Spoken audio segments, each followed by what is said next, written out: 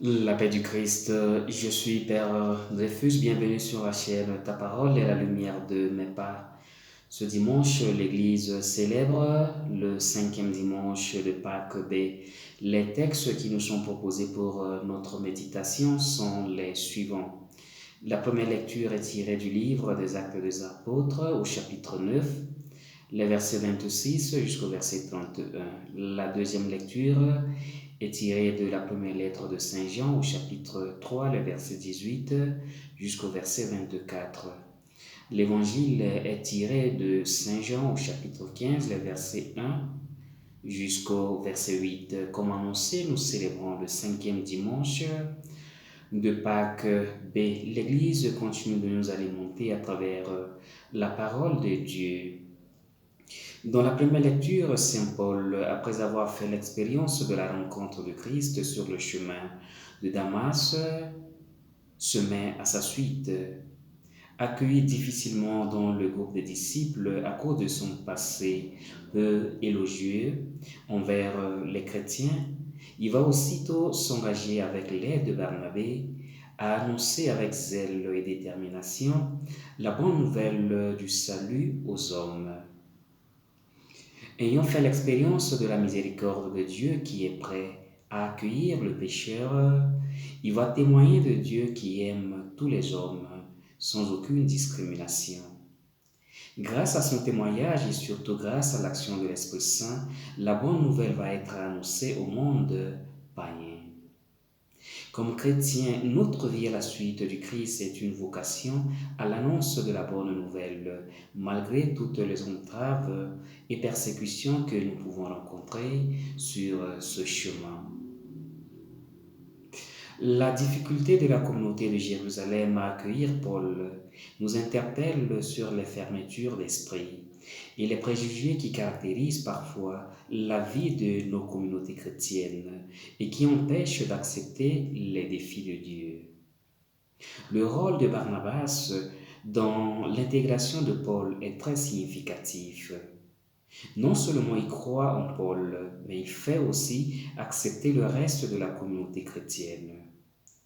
Cela nous montre que la tâche de chaque chrétien est aussi de questionner sa communauté afin de l'aider à découvrir les défis de Dieu. Aucun membre de la communauté n'est détenteur de vérité absolue.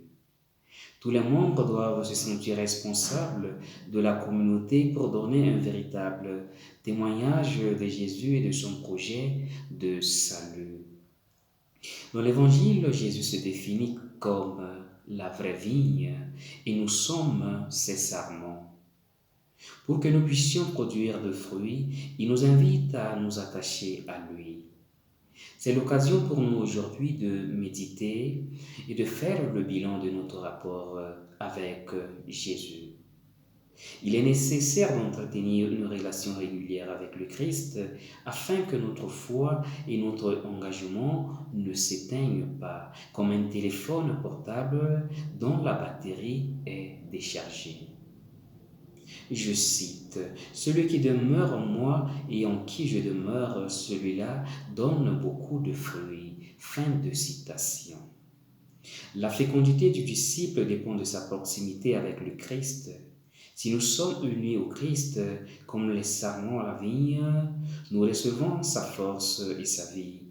Nous nous aimerons les uns les autres et nous porterons beaucoup de fruits. Demeurer en Jésus, c'est agir en accord avec la parole de Dieu. Demeurer dans le Christ, c'est obéir à ses commandements, spécialement au commandement de l'amour fraternel. L'amour nous fait accueillir l'autre avec son histoire, sans le juger. L'amour nous fait accompagner l'autre vers son avenir et vers son devenir, comme l'a fait Barnabé pour Saint Paul. C'est cela aimer en acte et en vérité. C'est cela la miséricorde. Notre vocation à la suite du Christ est d'être dans le monde un signe concret de sa présence à travers les actes que nous posons. Dans la deuxième lecture, Saint Paul nous exhorte à cet amour vrai et concret de Dieu et du prochain, non pas avec des paroles et des discours. Avec notre baptême, nous avons été greffés à l'Église qui est le corps du Christ. Par l'Eucharistie, le Seigneur nous procure la sève nécessaire pour notre subsistance, afin de témoigner de lui dans le monde.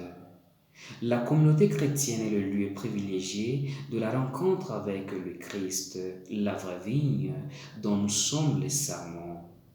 C'est dans la communauté que nous célébrons et expérimentons, dans l'Eucharistie et dans le sacrement des réconciliations, la nouvelle vie qui jaillit du Christ. La communauté chrétienne est le corps du Christ. Un membre amputé du corps est un membre condamné à mort. Parfois, la communauté chrétienne, avec ses fragilités et ses incompréhensions, nous déçoit et nous afflige. Parfois, nous avons le sentiment que nos communautés ne fonctionnent pas comme il se doit. Nous ressentons alors la tentation de nous retirer et de vivre notre relation avec le Christ en marge de la communauté. Mais il n'est pas possible de rester uni au Christ et de recevoir la vie du Christ en coupant avec nos frères et sœurs dans la foi. Pour un chrétien, interrompre sa relation avec l'Église signifie couper sa relation avec la source de vie, donc se condamner spirituellement à mourir. Le chrétien vit du Christ, vit avec le Christ et vit pour le Christ. Pour cela, le chrétien ne peut porter de bons fruits que s'il reste uni à Jésus à travers son Église. Dans l'évangile de ce dimanche, l'expression « porter du fruit » est répétée 6 fois. Pour Jésus, ce sont les fruits et non les belles paroles qui nous identifient en tant que ses disciples. Je cite. Ce ne sont pas ceux qui disent Seigneur, Seigneur, qui entreront dans le royaume des cieux, mais ceux qui font la volonté de mon Père. Fin de citation, Matthieu chapitre 7, verset 21. Jésus maudit le figuier stérile qui n'avait que des feuilles. Marc chapitre 11, verset 12 au verset 14. Il réprouve l'ouvrier inutile qui a enterré son talent. Matthieu chapitre 25, verset 14 jusqu'au verset 30. Il reproche aux pharisiens de ne pas faire les œuvres de leur père Abraham. Notre foi se développe et se fortifie si elle joue un rôle actif dans notre vie de tous les jours, si elle porte du fruit. Porter du fruit ne veut pas dire faire des choses extraordinaires. Porter du fruit, c'est donner un coup de main aux voisins malades ou handicapés, visiter les vieux parents qui vivent dans la solitude, venir en aide à ceux qui souffrent, partager avec ceux qui sont dans le besoin, savoir écouter et encourager, pardonner à ceux qui nous ont offensés, participer à la vie de la paroisse. En résumé, tout ce que nous faisons avec amour. Voilà le fruit que le Christ nous attend, faire tout avec amour. Que le Seigneur nous aide. Amen. N'oubliez pas, pour ceux qui ne l'ont pas encore fait, de s'abonner à la chaîne en cliquant sur s'abonner.